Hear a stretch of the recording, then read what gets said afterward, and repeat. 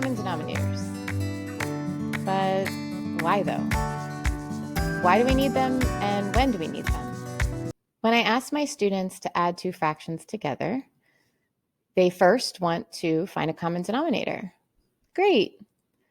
When I ask my students to multiply two fractions together, they also first want to find a common denominator.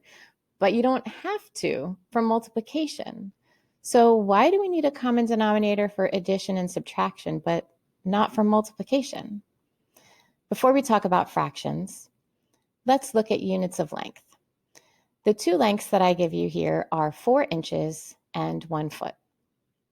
If I asked you to find the total length, would you add 4 plus 1 together to get 5? No, of course not. That doesn't make any sense. But why not? I mean, 4 plus 1 equals 5, right? Well, the problem is that there's a big difference between an inch and a foot.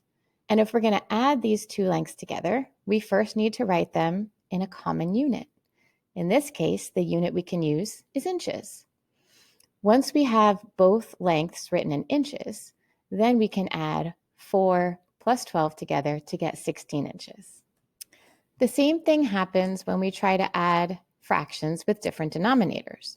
The more pieces we break a unit into, the smaller the pieces become. So there's a big difference here between 1/5 or 1/15. The pieces are different sizes. Let's add 2/3 and 1/4. So you can see the first figure, I've shaded 2 out of the 3 rectangles. And in the second figure, I've shaded 1 out of 4. So 2/3 and 1/4. I can move these shaded pieces next to each other so that I can see them together, so I can look at the sum. But I can't really tell how big that is. I know it's more than a half. I know it's even more than 3/4, but it's still less than 1.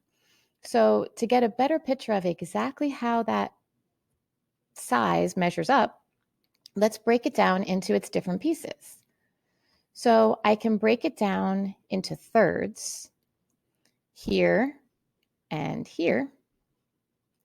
And then I can break it into fourths, here, here, and here. And what we see when we do that and we lay those breakpoints on top of each other is we see two smaller pieces. This one right here and this one right here. And actually, it looks like our white space is also that same size small piece. So since we need pieces that are the same size in order to add these together, let's do that. Let's break the whole figure up into pieces of that same size. So when I count them, and you can count them too if you like, there are 12 pieces here. 8 of the pieces are shaded blue. 3 of the pieces are shaded green. So 8 of my 12ths and 3 of my 12ths are shown.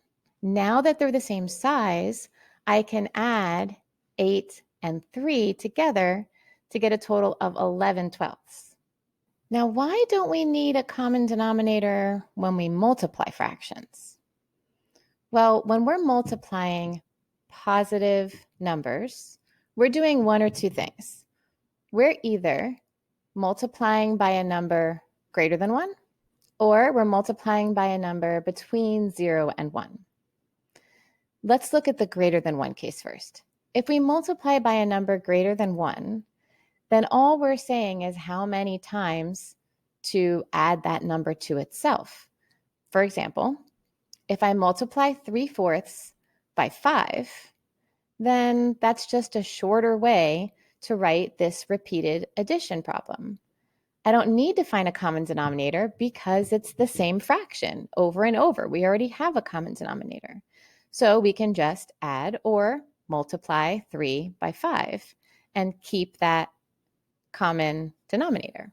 If we multiply by a number between 0 and 1, now we're just taking a part or a piece of a fraction. So, for example, if I wanted to multiply 3/4 by 1/2, I would first shade 3/4 and then take half of it. Now, since multiplication is commutative, meaning I can do it in any order, I could start by shading 1/2 of the figure and then taking 3/4 of that. Either way, I get the same answer. And again, no need for a common denominator because I'm just taking a piece of a value.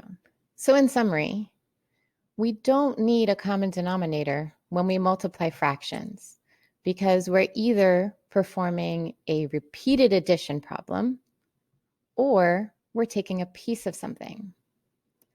In contrast, when we add or subtract fractions, we need all of the pieces that we're adding together to be the same size. So we find a common denominator, and that gives us that same size, so then we can add the pieces together. And that is why we need a common denominator to add or subtract, but not to multiply.